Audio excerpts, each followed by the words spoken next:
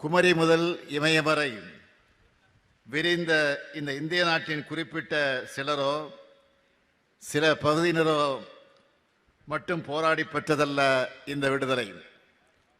நாடு முழுவதும் அனைத்து மாநில மக்களும், அனைத்து தேசிய இன மக்களும், அனைத்து மொழியினரும், அனைத்து மத பிரிவை சேர்ந்தவர்களும், அனைத்து பண்பாட்டை பின்பற்றக்கூடியவர்களும் தங்களது வியர்வையை, இரத்தத்தை, உணர்வை, உயிரை கொடுத்து பெற்றது இந்த விடுதலை. அதனால்தான் அனைவருக்குமான இந்தியாவாக நமது நாடு எப்போதும் இருக்க வேண்டும் என்று நமது தலைவர்கள் கனவு கண்டார்கள். அவர்களது கனவை நிறைவேற்றுவதுதான் அவர்களுக்கு செலுத்தக்கூடிய உண்மையான புகழஞ்சலி. தியாகத்தில், போராட்டத்தில், களத்தில் சளைத்தவர்கள் அல்ல தமிழ்நாட்டை சார்ந்தவர்கள் என்பதை வரலாறு சொல்லும்.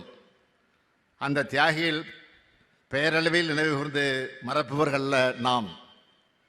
அதன் அடையாளம்தான் இன்றைக்கு தமிழ்நாட்டில் பார்க்கும் விடுதலை போராட்ட வீரர்களுக்கான மணிமண்டபங்கள், சிலைகள்.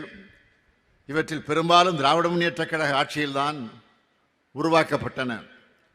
பாஞ்சாலங்குறிச்சியில் வீரபாண்டிய கட்டபொம்மனுக்கு கோட்டை, மகாகவி பாரதியின் இல்லம், பெருந்தலைவர் காமராசர் மணிமண்டபம், மூதறிஞர் ராஜாஜி நினைவாலயம், தில்லையாடி வள்ளியம்மை மணிமண்டபம், வீர வாஞ்சிநாதனின் உறவினருக்கு நிதி, கப்பலோட்டிய தமிழன் வ.உ.சி. இழுத்த செக்கு நினைவு சின்னமானது, பசுமன் திருமகனாருக்கு மணிமண்டபம், விடுதலை போராட்ட வீரர்களுக்கு இலவச பேருந்து பயணம் மாதந்தோறும் நிதி, தியாகிகள் மணிமண்டபம், விடுதலை பொன்விழா நினைவு சின்னம், மாவீரர் பூலித்தேவர் நினைவு மண்டபம், தியாகி விஸ்வநாததாஸ் வாழ்ந்த இல்லம் புதுப்பிப்பு, மகாவீரர் சுந்தரலிங்கம் வாரிசுகளுக்கு வீடு, நேதாஜிக்கு சிலை, கக்கனுக்கு சிலை, சிப்பாய் புரட்சிக்கு நினைவு தூண்